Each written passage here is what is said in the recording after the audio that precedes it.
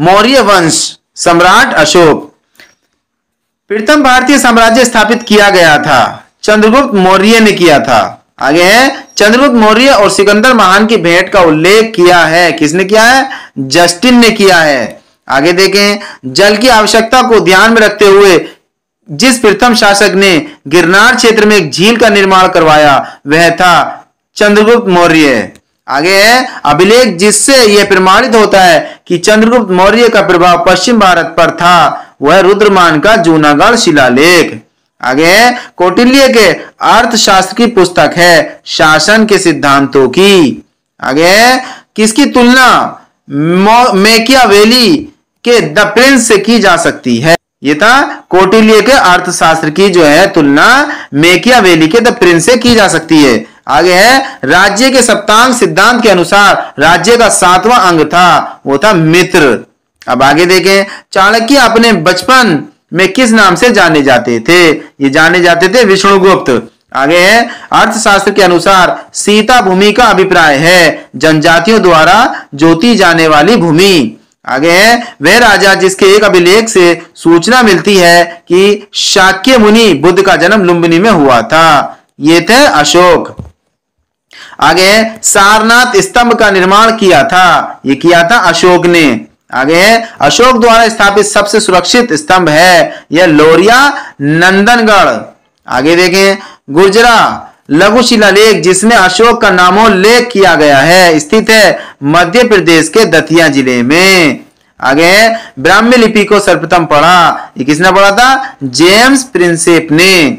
आगे है, वह स्थान जहां प्राक अशोक ब्राह्मी लिपि का पता चला है अनुराधापुर। आगे देखें, अपने साम्राज्य के उत्तरी पश्चिमी भाग में राजज्ञाओं के लिए अशोक ने इन लिपियों का प्रयोग किया था, अरामाइक, ग्रीक एवं खरोष्टी लिपि का। आगे है, इलाहाबाद में अशोक स्तंभ किस शासक के बारे में सूचना प्रदान करता है? यह समुद्रगुप्त हैं। आगे फायान भारत आया 1399 एडी में। आगे है, कलिंग युग का विवरण हमें ज्ञात होता है 13वें शिलालेख से। आगे है, मौर्य मंत्री परिषद में राजस्व इकट्ठा करने से संबंधित था, समाहर्ता। आगे है, अशोक का समकालीन तुर्मे कहाँ का राजा था? वो था मिस्र का राजा। आगे है, एक इतिहासकार के अनुसार शिलालेखों में अशोक ने जिस धर्म का प्रतिपादन किया है वह वस्तुतः राजधर्म था, फ्लीट। अब अगला टॉपिक है हमारे पास, छठा टॉपिक, गुप्त वंश, समुद्रगुप्त और चंद्रगुप्त द्वितीय। वह गुप्त शासक जिसने सर्वप्रथम सिक्के जारी किए वो कौन था? चंद्रगुप्त प्रथम। आगे रजत सिक्के जारी करने वाला प्रथम गुप्त शासक था, कौन था? चंद्रगुप्त द्वितीय। आगे भारत का नेपोलियन के नाम से जाने जाते हैं, कौन? समुद्रगुप्त जाने जाते हैं। आगे शक विजेता के नाम से किसे जाना जाता है? यह चंद्रगुप्त द्वितीय को शक विजेता के नाम से जाना जाता है। आगे वो गुप्त शासक जिन्होंने होड़ों पर विजय प्राप्त की वो थे स्कंदगुप्त। आगे गुप्त स्वर्ण मुद्रा को कहा जाता था, उसको कहा जाता था दिनार। आगे गुप्त अभिलेखों में दिनार जिसका वाचक है वह है कांस्य सिक्का। आगे सती प्रथा का प्रथम अभिलेख साक्ष्य प्राप्त हुआ है एरण अभिलेख से। आगे देखें, सारनाथ की भूमि स्पर्श मुद्रा वाली बुद्ध प्रतिमा कलंकित है गुप्त काल से। आगे है, प्राचीन भारत में वह वंश जिसके शासनकाल को स्वर्णयुग कहा जाता है वो कौन सा है? गुप्त वंश है। आगे देखें, वह राजवंश जो हूणों के आक्रमण से अत्यंत विचलित हुआ वो था गुप्त वंश। आगे है, भाग और बलि थे राजस्व के स्रोत। आगे है, भारतीय दर्शन की प्रारंभिक शाखा है सांख्य दर्शन। आगे है, कर्म का सिद्धांत संबंधित है मीमांसा से। आगे है, योग दर्शन के प्रतिपादक हैं पंतजलि। आगे है, न्याय दर्शन को प्रचारित किया गौतम ने। आगे है, काम धर्म को लोकप्रिय बनाया शंकर देव ने। नेक्स्ट है, बीज गणित के क्षेत्र में अपने योगदान के लिए विशेष रूप से जाने जाते हैं, ये जाने जाते हैं भास्कर। आगे है, कालिदास द्वारा रचित माल विकग्निमित्रम नामक ग्रंथ का नायक था। ये था अग्निमित्र। आगे है गुप्त काल में उत्तर भारतीय व्यापार संचालित होता था ताम्र लिपि बंदरगाह से। आगे है कुमारगुप्त प्रथम के मंदसौर अभिलेख में किस श्रेणी का उल्लेख है? ये रेशम बुनकरों का। आगे है वह गुप्त शासक जिसको पहली बार अभिलेख जारी करने का दायित्व दिया जाता है, वो कौन थे? समुद्रगुप्त। आगे है गुप्त शासक जिसको भारत का नेपोलियन कहा गया है, वो है समुद्रगुप्त। आगे देखें 7वां टॉपिक है हर्षवर्धन। सम्राट हर्षवर्धन ने जिस स्थान पर राजधानी स्थापित की वह थी कन्नौज। आगे है सम्राट हर्षवर्धन ने 2 महान धार्मिक सम्मेलन का आयोजन किया था कन्नौज तथा प्रयाग में। आगे है हर्षवर्धन को पराजित किया था पुलकेशिन द्वितीय ने। आगे देखें कदंबों की राजधानी बनवासी स्थित थी, ये थी गोवा में। आगे प्रतिहार अभिलेखों में संदर्भित सिक्कों का नाम था द्रम। आगे मध्य प्रदेश के हरसूद शहर का निर्माण किया हर्षवर्धन ने। अब देखें टॉपिक नंबर 8 राजपूत काल। जब हार निश्चित हो जाती थी तो राजपूत पुरुषों को शाका या शक नामक एक अनुष्ठान करना होता था जो कि उनकी अंतिम लड़ाई थी जिससे वो वापस नहीं आ सके। आगे देखें मारवाड़ के राजपूत। आगे है मारवाड़ के राजपूत साम्राज्य से संबंध नहीं रखता था। कौन नहीं रखता था? राणा कुंभा। आगे है चित्तौड़ का कीर्ति स्तंभ का निर्माण कराया था, ये कराया था राणा कुंभा ने। आगे है पृथ्वीराज चौहान ने मोहम्मद गोरी को युद्ध में यानी कि 1911 का जो युद्ध हुआ था उसमें हराया था, परंतु अगले वर्ष में उससे हार गया था। आगे है पृथ्वीराज चौहान का दरबारी कवि था, ये था चंद्रबरदाई। आगे देखें मिहिर भोज का शासक था, ये था प्रतिहार वंश का शासक। आगे है पृथ्वीराज चौहान ने संयोगिता से विवाह किया था, वह उसके शत्रु जयचंद गढ़वाल की बेटी थी। आगे है पृथ्वीराज चौहान के पिता थे, ये थे सोमेश्वर चौहान। 1192 में सुल्तान महमूद गोरी को हराने वाले पृथ्वीराज तृतीय वंश के राजा थे, ये थे चहमान वंश के राजा। उस कवि का नाम बताइए जिसने पृथ्वीराज रासो नामक एक कविता लिखी थी जिसमें पृथ्वीराज चौहान के जीवन का वर्णन है, यह है चंद्रबरदाई। आगे है 2 प्रमुख शहर चहमानों के नियंत्रण में थे, दिल्ली और अजमेर। आगे है 1191 में सुल्तान मोहम्मद गोरी को पराजित करने वाले सबसे प्रसिद्ध चौहान शासक थे, ये थे पृथ्वीराज तृतीय। मोहम्मद गोरी को 1191 में एक शासन ने हराया, ये था चौहान शासक। तराइन का युद्ध 1191 में लड़ा गया था। आगे तराइन का युद्ध पृथ्वीराज चौहान और मोहम्मद गोरी के बीच में लड़ा गया था। आगे देखें 9वां टॉपिक है सल्तनत काल। सल्तनत काल के अधिकांश अमीर व सुल्तान किस वर्ग के थे? ये थे ज्यादातर तुर्क के।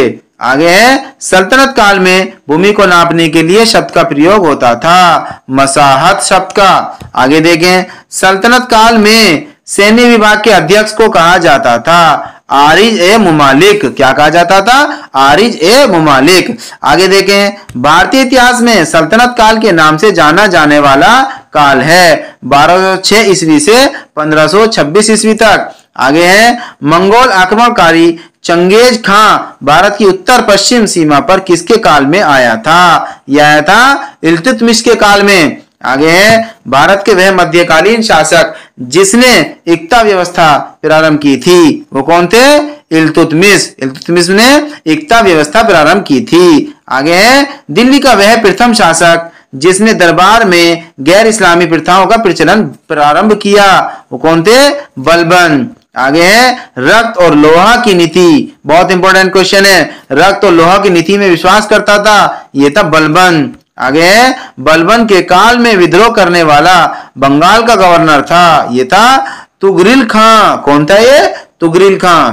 आगे देखें वह मध्यकालीन शासक जिसने सार्वजनिक वितरण प्रणाली प्रारंभ की थी, ये था अलाउद्दीन खिलजी। आगे देखें, अपने आप को दिल्ली सल्तनत का खलीफा घोषित करने वाला शासक था, ये था मुबारक खिलजी। आगे है, दिल्ली का वह सुल्तान जिसने उत्पादन या उपज का 50% भू राजस्व के रूप में वसूला था, ये था अलाउद्दीन खिलजी। आगे देखें, 1303 ईस्वी में काकतीय शासकों की सेना ने किसकी सेना को वारगल में परास्त किया, ये थी अलाउद्दीन खिलजी की सेना को। आगे देखें, घड़ी अथवा ग्रह कर लगने वाला दिल्ली का प्रथम सुल्तान था, ये लगाने वाला कौन सा सुल्तान था, अलाउद्दीन खिलजी। आगे है, आगरा को जिसने राजधानी बनाया वह शासक था, वह था सिकंदर लोदी। आगे है, शर्की सुल्तानों के शासनकाल में वह स्थान जिसे पूर्व का शिराज कहा जाता था, वह था जौनपुर। जिस व्यक्ति ने कहा था हुनूर दिल्ली दुरुस्त अभी दिल्ली दूर है, वे थे निजामुद्दीन औलिया। आगे है, मोहम्मद बिन तुगलक अपनी राजधानी दिल्ली से ले गया दौलताबाद। दिल्ली से कहां ले गए थे, दौलताबाद। आगे है, इब्न बतूता किसके शासनकाल में भारत आया, यह आया था मोहम्मद बिन तुगलक के शासनकाल में। आगे है, इतिहासकार बदायूनी ने किसकी मृत्यु पर कहा था कि सुल्तान को अपनी प्रजा से और प्रजा को सुल्तान से मुक्ति मिल गई, ये थे मोहम्मद बिन तुगलक के लिए।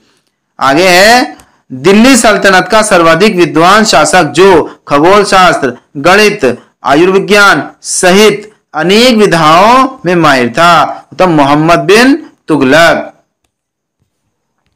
आगे, भारत में सर्वप्रथम सांकेतिक मुद्रा टोकन करेंसी का प्रचलन किया था, मोहम्मद बिन तुगलक ने। आगे है, राज्य के खर्च पर हज की व्यवस्था करने वाला पहला भारतीय शासक था, वो था फिरोज शाह तुगलक। आगे है, दिल्ली का वह सुल्तान जिसने एक रोजगार कार्यालय, एक दीवाने खैरात तथा दारुल शफा की स्थापना की थी, ये थे फिरोज शाह तुगलक। आगे है, शर्ब कर लगाया जाता था सिंचाई पर। आगे देखें, दिल्ली का वह सुल्तान जिसने एक अनुवाद विभाग की स्थापना की, जिससे दोनों संप्रदायों के लोगों में एक दूसरे के विचारों की समझ बेहतर हो सके, वो थे फिरोज तुगलक। आगे है, जौनपुर शहर की स्थापना की थी फिरोज शाह तुगलक ने। आगे है, दिल्ली के ब्राह्मणों पर भी जजिया कर लगाने वाला सुल्तान था, वो था फिरोज शाह तुगलक। आगे देखें, टोपरा तथा मेरठ से 2 शोक स्तंभ दिल्ली लाया गया, वो थे कौन कौन लाए थे, वो फिरोज शाह तुगलक द्वारा। आगे है, बेरोजगारों के सहायतार्थ दिल्ली में रोजगार कार्यालय की स्थापना की थी फिरोज शाह तुगलक ने। आगे है, सर्वप्रथम लोक निर्माण विभाग की स्थापना की थी फिरोज शाह तुगलक ने। आगे देखें, तैमूर ने किसके शासनकाल में भारत पर आक्रमण किया और दिल्ली को लूटा, ये थे नसीरुद्दीन महमूद के शासनकाल में। आगे है, गुलरुखी उपनाम से अपनी कविताओं की रचना की थी, ये सिकंदर लोदी ने। आगे है, वे मध्यकालीन शासक जिसने उद्घोषित किया था कि राजत्व ही बंधुत्व है तथा बंधुत्व ही राजत्व है, ये थे बहलोल लोदी। कौन थे ये, बहलोल लोदी। आगे है, जिसके शासनकाल में गुरु नानक देव ने सिख धर्म की स्थापना की, वह था सिकंदर लोदी। आगे है, भारत में प्रथम मकबरा जो शुद्ध इस्लामी शैली में निर्मित हुआ था, वह था बलबन का मकबरा, बलबन का मकबरा। आगे है, भारतीय वास्तुकला में सुर्खी का प्रारंभ हुआ, यदि सल्तनत के सुल्तानों द्वारा, सल्तनत के सुल्तानों द्वारा।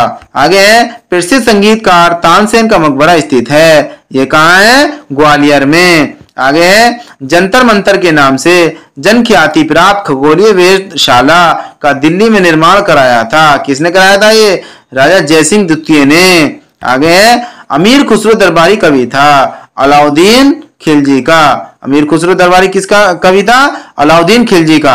आगे तूतीय हिंद अमीर खुसरो का जन्म हुआ था पटियाला में, कहां पर हुआ था, पटियाला में। आगे अमीर खुसरो ने किसके विकास में अग्रगामी की भूमिका निभाई, खड़ी बोली।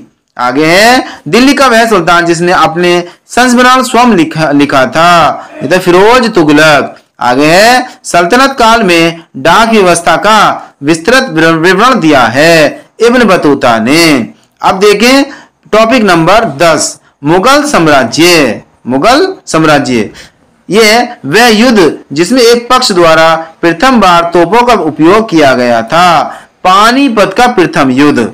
आगे मेवाड़ के जिस राजा को 1527 ईस्वी में खानवा के युद्ध में बाबर ने हराया था वो था राणा सांगा।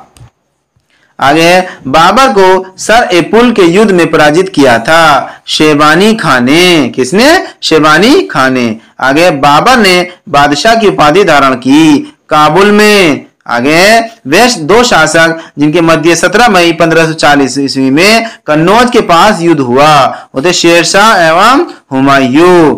आगे शेरशाह सूरी का अंतिम अभियान था कालिंजर राज्य के विरुद्ध। आगे मध्यकालीन भारतीय शासक जिसने पट्टा एवं कबूलियत की व्यवस्था प्रारंभ की थी वो कौन थे? शेरशाह सूरी। आगे शेरशाह सूरी की मृत्यु हुई कालिंजर युद्ध में। आगे मध्ययुगीन शासकों में उच्च शिक्षित शासक था वो था शेरशाह। आगे भारत में चांदी का सिक्का प्रारंभ किया था, ये किया था शेरशाह ने। वह इतिहासकार जिसने शेरशाह सूरी को अकबर महान से भी बेहतरीन राष्ट्र निर्माता माना है वह KR कानूनगो ने। आगे अकबर के पूर्व तानसेन को संरक्षण दिया था राजा रामचंद्र सिंह ने। आगे वह व्यवस्था जो राज्य के कुलीन वर्ग से संबंधित थी एवं जिसे अकबर ने प्रारंभ किया वो थी मनसबदारी व्यवस्था। आगे है हल्दी घाटी के युद्ध में महाराणा प्रताप की राजपूत सेना का सेनापति था कौन था? वो हकीम खान सूर। आगे अकबर के शासनकाल में ध्रुपद गायकों में सम्मिलित थे तानसेन और हरिदास। आगे अकबर कालीन सैन्य व्यवस्था आधारित थी मनसबदारी। आगे दीन इलाही को धर्म कहने वाले इतिहासकार थे अब्दुल कादिर बदायूनी। आगे अकबर द्वारा दीवान का पूर्ण रूपेण दर्जा दिया जाने वाला प्रथम व्यक्ति था मुजफ्फर खां तुर्बाती। आगे वे प्रसिद्ध जैन आचार्य जिनको अकबर ने सम्मानित किया था हरि विजय सूरी। आगे अदम खां किसके द्वारा मारा गया था? बादशाह अकबर के द्वारा। आगे देखें वह बादशाह जिसे एक प्रबुद्ध निरंकुश कहा जा सकता है बादशाह अकबर को। आगे इंग्लैंड की रानी एलिजाबेथ प्रथम का समकालीन भारतीय राजा था बादशाह अकबर। आगे अकबर के राज्यकाल में दक्षिण में वह एक प्रांत जो मुगल राज्य का भाग नहीं था गोलकोंडा।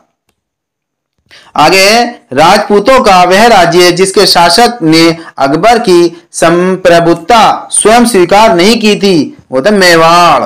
आगे अकबर ने सर्वप्रथम वैवाहिक संबंध राजपूतों के जिस गिरह से स्थापित किए वह था कछवाहों।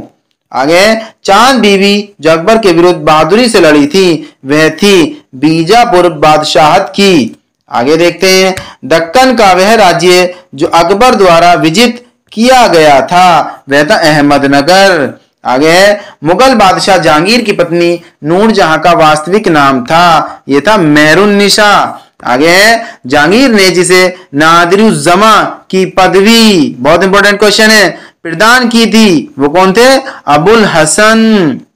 आगे वह शासक जिसने एक सिख गुरु का सिर कलम करवाया था वह था जहांगीर। आगे जहांगीर के विरुद्ध विद्रोह किया था खुर्रम, महाबत खां, खुसरो ने।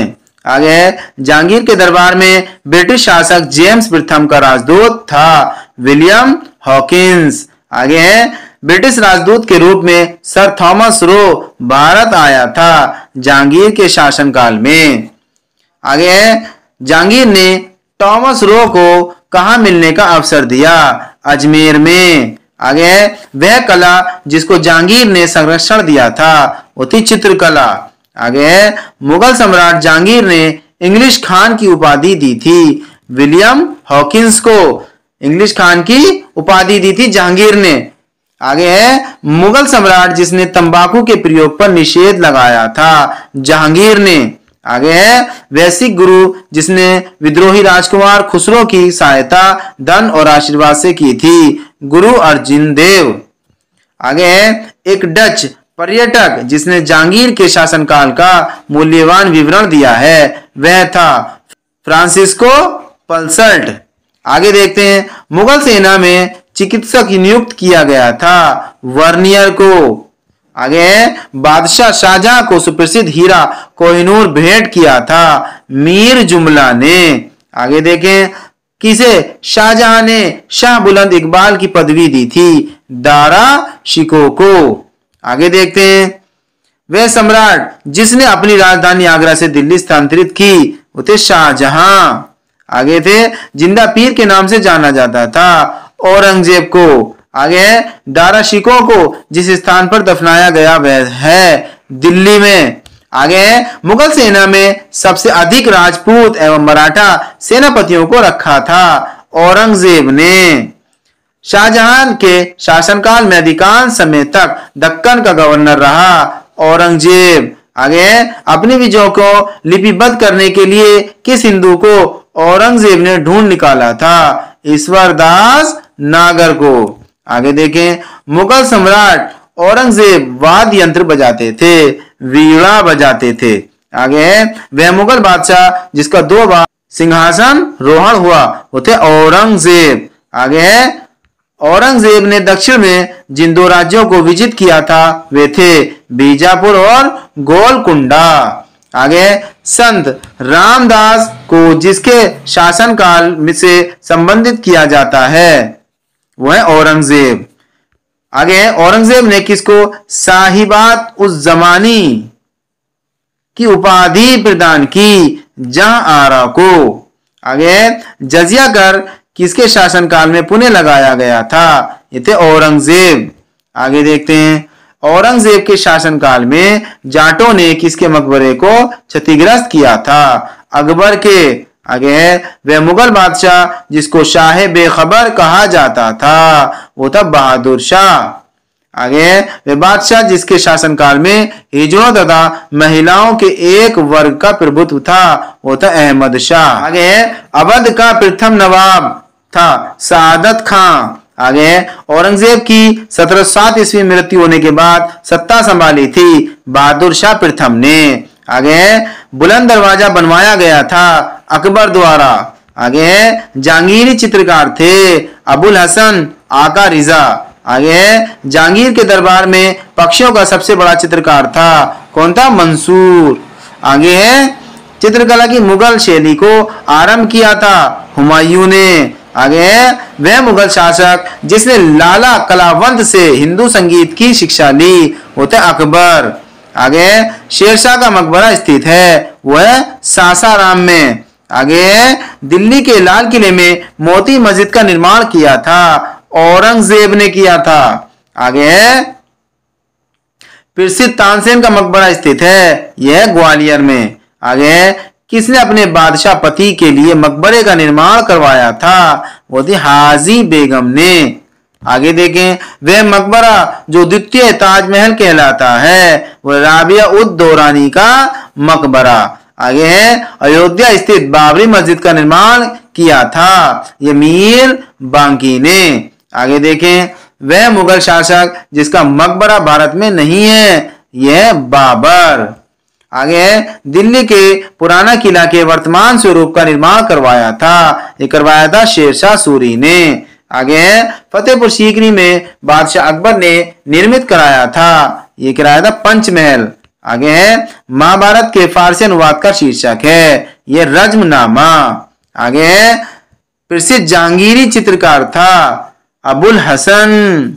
आगे वह मुगल बादशाह जिसने अपनी आत्मकथा फारसी में लिखी वो थे जहांगीर। आगे रामायण का फारसी भाषा में अनुवाद किया था अब्दुल कादिर बदायूनी ने। आगे मुगल शहजादियों में से किसने हुमायूं नामा लिखा था? ये थी गुलबदन बेगम। आगे अनवर सुहेली नामक ग्रंथ किसका अनुवाद है? पंचतंत्र का। आगे शाहजहां के शासनकाल का राजकवि कौन थे? कलीम। आगे हितोपदेश का फारसी में अनुवाद किया था ताजुल माली ने। किसने किया था? ताजुल माली ने। आगे है हिंदू धर्म ग्रंथों का अध्ययन करने वाला प्रथम मुस्लिम था वो था दारा शिकोह। आगे है मुगलों की राजकीय भाषा थी वो थी फारसी। आगे बाबर नामा का अंग्रेजी में अनुवाद किया, ये थे लेडेन और रस्किन ने। आगे कालिदास के नाटक अभिज्ञान शकुंतलम का सर्वप्रथम एक यूरोपीय भाषा में अनुवाद किया था, ये किया था विलियम जोन्स ने। आगे कश्मीर के शासक जैनुल आबिदीन का वास्तविक नाम था, ये था शाही खां। क्या था ये? शाही खां। आगे जौनपुर राज्य का अंतिम शासक था, ये थे हुसैन शाह। आगे मुगल प्रशासनिक शब्दावली में माल प्रतिनिधित्व करता है भू राजस्व को। आगे बंदा बहादुर का मूल नाम था लक्ष्मण देव। आगे मुगल काल में दरबारी भाषा थी वो थी फारसी। आगे रुहेला सरदार अहमद शाह अब्दाली का विश्वास पात्र था नजीब खान। आगे गाजीउद्दीन हैदर के काल में लिखी गई पुस्तक हौफ कुलजुम है प्रशासनिक सुधारों की पुस्तक। आगे शुजाउद्दौला का मकबरा स्थित है लखनऊ में। आगे होयसलों की प्राचीन राजधानी द्वार समुद्र का वर्तमान नाम है हैले विडू। आगे पंजाब में अमृतसर नगर को स्थापित किया गया था गुरु रामदास ने। मुगल शासन में तांबे का सिक्का कहलाता था दाम। क्या कहलाता था वो? दाम। आगे मुगलों ने नवरोज का त्योहार लिया था पारसियों से। आगे मुगल कालीय भारत में राज्य की आय का प्रमुख स्रोत था भू राजस्व। आगे मुगल काल में मुअल्लिम था, एक जहाज था मुअल्लिम। आगे हैदराबाद के स्वतंत्र राज्य का संस्थापक था चिनकिलिच खां थे। आगे भारत का वह स्थान जहां पुर्तगालियों ने प्रथम दुर्ग का निर्माण किया था कोचीन। आगे मध्यकालीन भारत के मुगल शासक वस्तुतः थे चगताई तुर्क। आगे वह समाधि जिसके कारण नांदेड़ गुरुद्वारा सिखों द्वारा पवित्र माना जाता है गुरु गोविंद सिंह।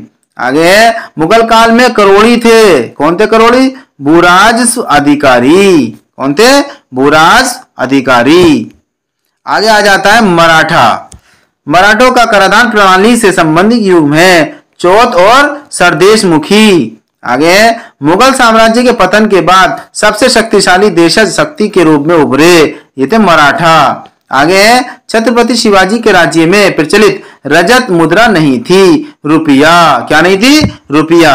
आगे देख लेते हैं सुरक्षा के लिए मराठों के राजस्व के दावों को जाना जाता है चौथ नाम से। आगे शिवाजी के साम्राज्य की राजधानी अवस्थित थी रायगढ़ में। आगे मराठा देवियों में जिसने 1700 ईस्वी से आगे मुगल साम्राज्य के विरुद्ध संघर्ष का नेतृत्व किया वह थी ताराबाई। आगे शिवाजी का वह उत्तराधिकारी जिसे औरंगजेब ने ईमानदार की उपाधि दी थी वो थी ताराबाई।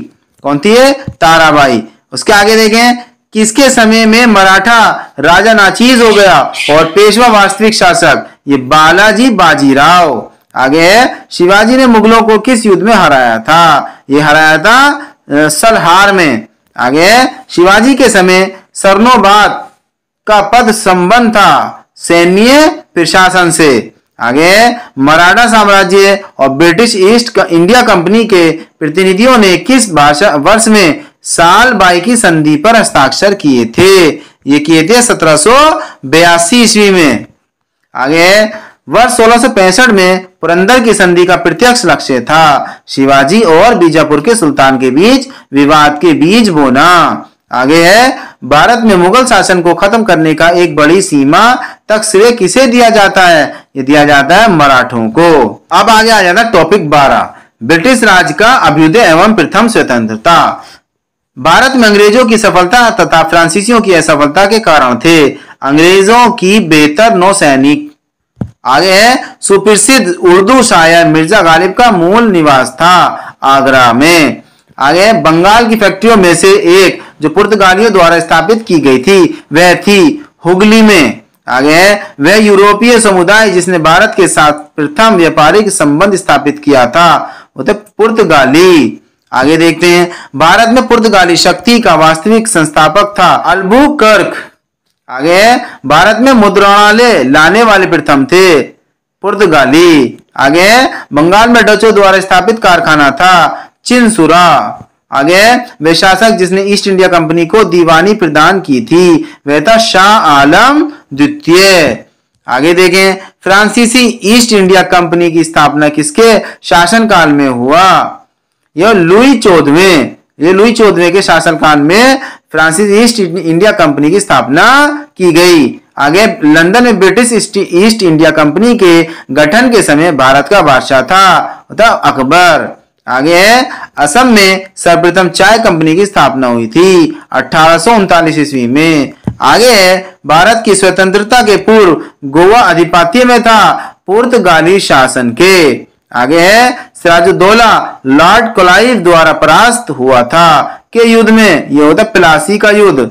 आगे किसने अपनी राजधानी मुर्शिदाबाद से मुंगेर स्थानांतरित की? मीर कासिम ने। किसने? मीर कासिम ने। आगे है वह स्थान जहां पर प्लासी युद्ध के बाद मीर जाफर को बंगाल के नवाब की राजगद्दी दी गई थी मुर्शिदाबाद।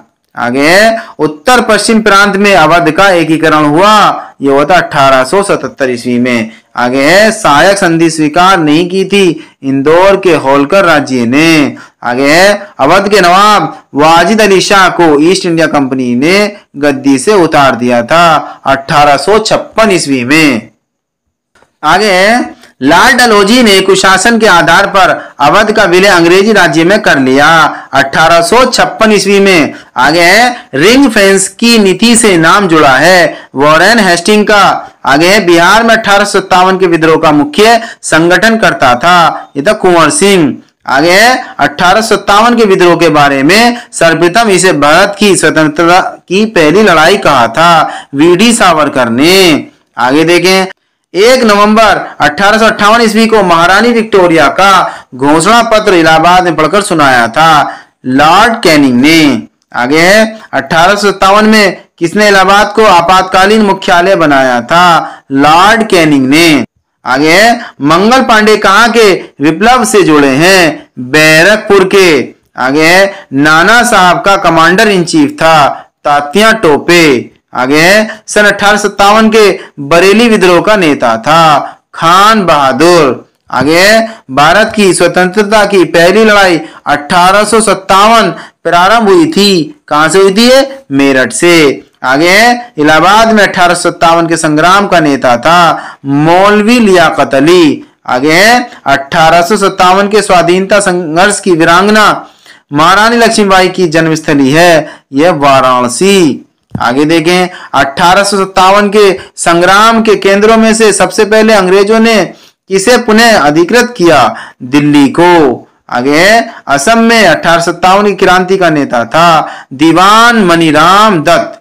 आगे 1857 के संघर्ष में भाग लेने वाले सिपाहियों की सर्वाधिक संख्या थी अवध से। आगे भारतीय भाषा में 1857 के विप्लव के कारणों पर लिखने वाला प्रथम भारतीय था सर सैयद अहमद खां। आगे 1857 की क्रांति हिंदू मुस्लिम षड्यंत्र का प्रतिफल था यह कथन है जेम्स आउटरम का। आगे भारतीय प्रेस की स्वतंत्रता के समर्थक थे लॉर्ड हेस्टिंग्स। आगे वायसराय लॉर्ड कर्जन ने मिस्टर थॉमस रॉबर्टसन को अपने कार्यकाल में भारत बुलाया था रेलवे में सुधार के संदर्भ में। आगे एक भारतीय जो भारत के गवर्नर जनरल हुए वे थे सी राजगोपालाचार्य भी है। आगे ब्रिटिश संसद में महाभियोग का मुकदमा चलाया गया था वॉरेन हेस्टिंग पर। आगे भारत का पहला गवर्नर जनरल था लॉर्ड विलियम बेंटिक। आगे देखें भारत में अंग्रेजों के समय में प्रथम जनगणना हुई थी लॉर्ड मेयो के कार्यकाल में। आगे वह वायसराय जिसकी हत्या अंडमान निकोबार द्वीप समूह में जब वे भ्रमण पर थे एक दंडित अपराधी द्वारा की गई थी लॉर्ड मेयो की। आगे भारत में कर्जन के प्रशासन की तुलना औरंगजेब से की थी जीके गोखले ने। आगे देखें लॉर्ड कर्नवालिस की कब्र स्थित है गाजीपुर में। आगे देखें आंग्ल नेपाल युद्ध जिसके शासनकाल में हुआ था वह है वो है लॉर्ड हेस्टिंग के शासनकाल में। आगे किसे स्वर्ग से उत्पन्न सेना नायक कहा गया है? वह रॉबर्ट क्लाइव को। आगे देखें, भारतीय लोक सेवा का प्रवर्तन किया गया कर्नवालिस के शासनकाल में। आगे देखें, ये टॉपिक नंबर 13, ब्रिटिश राज का सामाजिक आर्थिक प्रभाव। वर्ष 1813 के प्रारंभ में ईस्ट इंडिया कंपनी के व्यापारिक एकाधिकारों की समाप्ति का भारत की अर्थव्यवस्था पर क्या प्रभाव पड़ा? औद्योगिकरण में कमी आई। आगे है, अंग्रेजों में रैयतवाड़ी व्यवस्था सर्वप्रथम कहां प्रारंभ की? मद्रास प्रेसिडेंसी में। आगे, भारत में ब्रिटिश वस्तुओं के आयात पर दी गई विशेष रियायतों को कहा जाता था इंपीरियल प्रीफरेंस। आगे देखें, ब्रिटिश शासन के समय अर्थव्यवस्था को खोखला करने सिद्धांत के बारे में पुस्तक किसने लिखी थी? दादा भाई नौरोजी ने। आगे देखें, किसने ये विचार दिया था कि भारत में ब्रिटिश आर्थिक नीति घिनौनी है? ये थे कार्ल मार्क्स। आगे देखें, 1791 ईस्वी में बनारस के जिस ब्रिटिश रेजिमेंट के प्रयासों से हिंदू विधि एवं दर्शन की अध्ययन करने के लिए बनारस में संस्कृत कॉलेज की स्थापना की गई थी, वो थे जोनाथन डंकन। आगे है, एशियाटिक सोसाइटी ऑफ बंगाल की स्थापना की थी सर विलियम्स जोन्स ने। बहुत इंपॉर्टेंट सवाल है। आगे देखें, एशियाटिक सोसाइटी ऑफ बंगाल के जिस सदस्य ने अपनी पहली बार मूल श्रीमद् भागवत गीता का संस्कृत से अंग्रेजी में अनुवाद किया था, वो थे चार्ल्स विल्किंस ने। आगे, भारतीय दुर्भिक्ष संहिता 1883 का निर्माण किस आयोग द्वारा किया गया था? ये थे स्ट्रेची आयोग। ये था स्ट्रेची आयोग। आगे, 18वीं शताब्दी के पूर्वार्ध में बंगाल से निर्यात होने वाली सबसे महत्वपूर्ण वस्तु थी शोरा, कच्चा रेशम, चीनी, अफीम। आगे, भारत में आधुनिक राष्ट्रीय आंदोलन के विकास में उत्तरदायी कारण नहीं था, यह था भारत में राजनीतिक विविधता। आगे, इंडियन सिविल सर्विस परीक्षा में उत्तीर्ण होने वाले प्रथम भारतीय थे, ये थे सत्येंद्र नाथ टैगोर। साथियों, फिर मिलते हैं इससे भी एक शानदार वीडियो के साथ। तब तक के लिए बाय बाय, सी यू, जय हिंद, जय भारत।